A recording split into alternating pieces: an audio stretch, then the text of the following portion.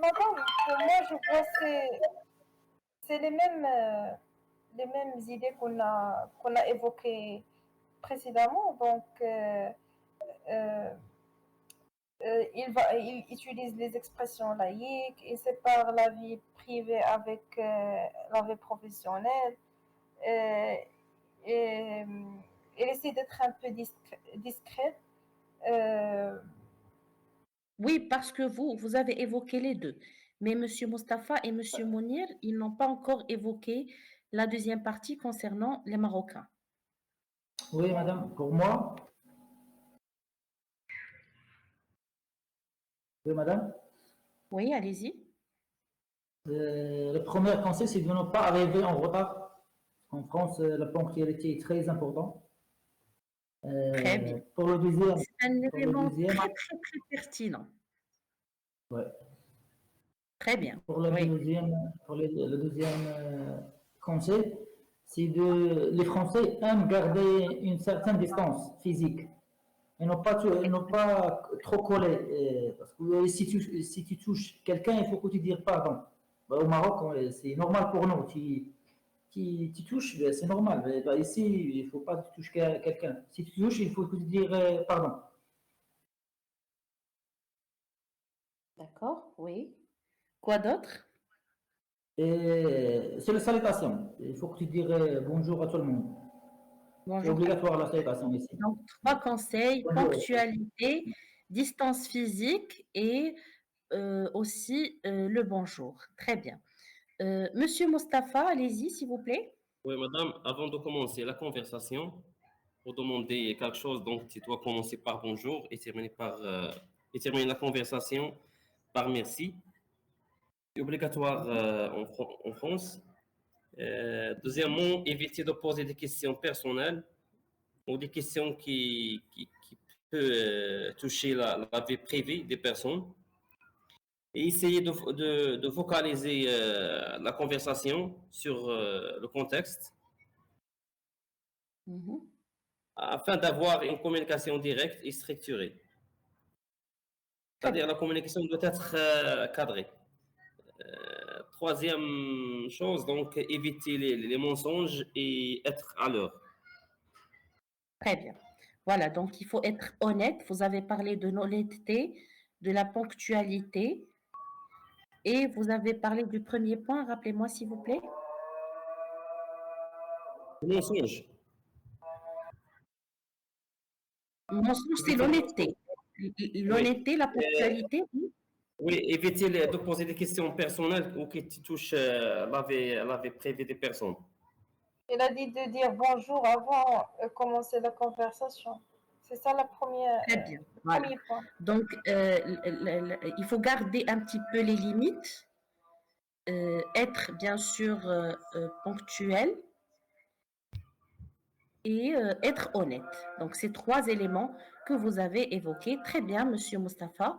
Voilà, donc nous allons passer maintenant à la seconde partie. Bien sûr, je vais partager avec vous un autre document et je reviens vers vous tout de suite. Donc, nous allons passer à une partie où on va bien sûr entamer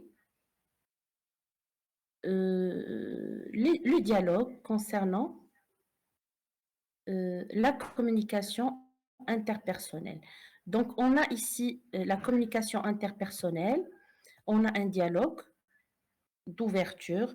Donc, on a le dialogue à la boulangerie. Ça veut dire qu'on est à la boulangerie, on a un client, on a une boulangère, donc, et on va communiquer entre les deux. Donc, je vais vous laisser lire, mademoiselle Asma et monsieur Mounir. Donc, monsieur Mounir, il prend le rôle du client et mademoiselle Asma, c'est la boulangère. Allez-y. Bonjour madame, je voudrais une baguette s'il te plaît. S'il vous plaît. Bonjour, bien sûr, ça fera 1,20 €. Voilà, merci beaucoup. Bonne journée. Merci à vous. Au revoir. Très bien. Donc, ici, on a une communication entre le client et la boulangère. Donc, bonjour madame, je voudrais une baguette s'il vous plaît. Donc, on va procéder tout d'abord à l'analyse du dialogue. Donc, vous avez ici un certain nombre de mots de politesse. Quels sont les mots de politesse que l'on a utilisés au niveau de ce dialogue? Bonjour, Oui, S'il vous plaît. s'il vous plaît, très bien. merci, Merci. bonne journée. Oui, très bien. Bonne journée. Et Donc, voilà, au Au revoir. revoir.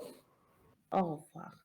Donc, ici, on va bien sûr trouver plusieurs mots qui nous permettent bien sûr de refléter la politesse. Bonjour, s'il vous plaît, merci beaucoup, bonne journée, au revoir. Donc, on a également des gestes ou bien des attitudes qui accompagnent la scène. Ça veut dire, si on voit la scène, on va imaginer la scène. Quels sont les gestes ou bien l'aspect visuel que l'on peut voir? La première des choses, c'est le sourire. Très bien.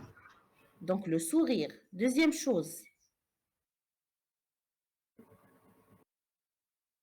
Des regards ou bien. les regards ou bien ce qu'on appelle l'échange visuel. Donc, on a un échange visuel entre le client et la boulangère. Très bien. Quoi d'autre?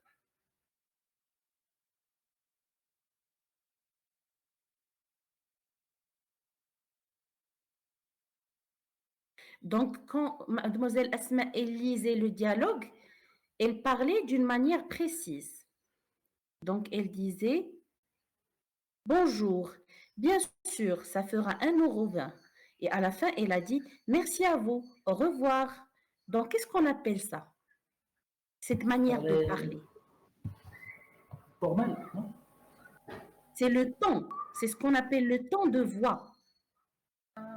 Elle adopte un ton de voix. Elle m'a demandé l'autre fois que signifie le ton. Le ton, c'est ça, Le ça veut rythme. dire la manière, voilà, la manière, le rythme avec lequel je parle. Donc, le ton, il diffère d'une situation à une autre. Quand je suis en colère, je parle avec un ton. Quand je suis souriant, je parle avec un ton. Quand je parle avec un client, je parle avec un ton. D'accord? Donc, ça diffère selon la situation. D'accord? Donc, ici, quelles sont les différences qui peuvent être observées si on était dans une boulangerie marocaine? Donc, imaginez que cette situation se passe au Maroc. Madame, on peut voir la même situation, mais des fois, elle va changer. Mais on peut On voir peut la voir la même. même situation Mais et des parfois, fois, ça peut changer. oui, Elle va changer comment? On va voir une situation comme quoi? ça dépend. Des fois, par exemple, la boulangère, elle va être en colère, elle va pas dire bonjour. Voilà, Elle va, elle va très bien. directement demander au client qu'est-ce que vous voulez quoi. Elle va Bah, directement poser la question. oui, madame, au Maroc, on ne dit pas beaucoup de choses. Sur la première et la troisième réponse du client, voilà, merci beaucoup, bonne journée. Au Maroc, on dit juste merci beaucoup ou bien merci. On ne dit pas bonne journée. Voilà. On ne dit Et on pas peut même pas ne pas dire saïd. bonjour. Ouais. Et le client, il peut même parfois ne pas dire bonjour. Il peut venir juste dire donnez-moi une baguette sans aucune formule de politesse, Oui. sans aucun sourire, sans aucun échange. Donc, voilà. Et des Donc, fois, l'échange, oui, Et des fois, elle peut faire passer la commande sans même voir au visage de, par exemple, prestataire. Elle voilà, va demander et il se fouille dans son téléphone, scroll ou il passe un téléphone. Donc, très bien. il ne va pas donner le temps au prestataire. Voilà. Donc, l'échange, il est plus rapide et moins formalisé au Maroc. Donc, on trouve que l'échange, il devient différent. Si vous remarquez, en France, même en boulangerie, même chez l'épicerie, Donc, vous allez trouver un contexte similaire à un contexte professionnel. Oui, c'est ça, madame. Je veux dire, au Maroc, au- la boulangerie, il ne dit pas, parfois il dit rien. Il dit juste le Il dit prix. rien. Il parle pas. Exactement. Ouais, Parfois, il affiche le prix pour même pas ne ouais, pas le dire. ouais. Ah oui. Voilà. Donc ça, c'est différent. Donc pour eux, c'est structuré, c'est un travail. Ils appliquent la notion que voilà, le client est roi, il doit être satisfait, je dois lui parler en souriant, je dois l'accueillir, je dois répondre à un certain nombre de normes. Et ça, bien sûr, ça se développe et ça s'instaure au niveau de leur culture. Ça devient vraiment un réflexe pour tout le monde, pour les grands, pour les petits. C'est pour cela que l'on retrouve cette différence entre le Maroc et la France. Donc maintenant, on va voir une situation dans le train, une situation un petit peu similaire. On va faire la même chose. Donc, vous lisez le dialogue, s'il vous plaît. Vous choisissez, pas de problème. Vous commencez, mademoiselle Asma. Oui. Excusez-moi, ce siège est libre? Oui, bien sûr. Je vous en prie. Merci beaucoup. Vous descendez à Lyon aussi? Non, moi, je vais jusqu'à Marseille. Ah, d'accord. Bon voyage alors. Merci. À vous aussi. Très bien. Donc, ça, c'est un échange qui a été effectué au niveau du train. Si on veut faire le même type d'analyse qu'on a fait, donc quels sont les mots de politesse d'abord qui ont été utilisés dans cet échange? Excusez-moi. Et Oui, aussi la demande. Avant de s'asseoir, il demande est-ce qu'il est libre? Il va pas. voilà, très bien. Ah, Donc déjà, la personne, elle a pris la permission avant oui, de poser la euh, question. Voilà, très bien. oui. Ça, c'est pour la deuxième. C'est les gestes. Donc on a, vous avez dit, excusez-moi, quoi Excusez-moi. d'autre? Bien sûr. Merci beaucoup. Je vous en prie. C'est un Bon, aussi. ah, Très d'accord. bien. Bon voyage. Voilà, donc excusez-moi, merci beaucoup. Bon voyage alors. Merci à vous aussi. Donc, vous voyez que dans cet échange, il y a beaucoup de mots de politesse. Donc, pour les gestes ou les attitudes qui peuvent accompagner une telle scène, donc on va remarquer quel type de geste ou d'attitude.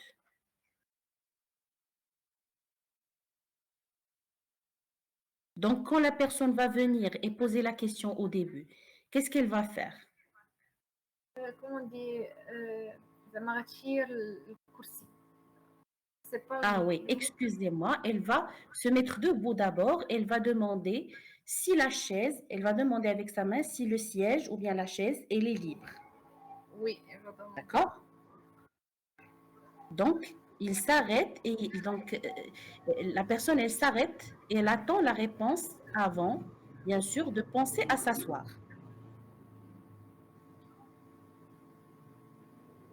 Oui. La personne qui va répondre, comment elle va se comporter? Elle va faire des hochements avec la tête. Oui, Ça veut dire c'est oui, elle est libre. oui, oui, très bien. Voilà, Monsieur Mounir, Avec un sourire, je pense, non? un sourire, très bien. Le temps de parole, comment il va être?